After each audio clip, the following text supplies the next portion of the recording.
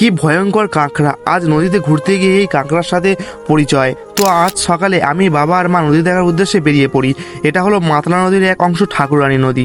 ভয়েসটা একটু অন্যরকম হয়ে গেছে কারণ ঠান্ডা লেগেছে, একটু অ্যাভয়েড করো। আমরা চলে এসেছি জনজীবনের একদম শেষ পর্যায়ে। এরপরে শুধু নদী আর নদী। এই বাঁদিকে দেখতেই পাচ্ছ, এদিকেই শুধু নদী।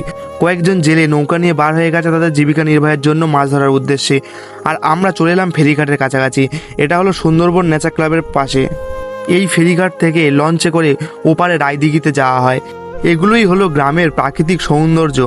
তোমাদের যদি ভিডিওটা ভালো লাগে তাহলে চ্যানেলটাকে সাবস্ক্রাইব করে একটা লাইক করে দাও, সাপোর্ট করো। আর এই প্রকৃতির দৃশ্য দেখতে দেখতে আমরা এই সুন্দর প্রকৃতির প্রাণীটিকে ধরে ফেলেছি। এই কাঁকড়াটার নাম কি আমরা জানি না। খুবই সুন্দর কাঁকড়াটা, কাউকে ক্ষতি করছে না, কামড়াচ্ছে না।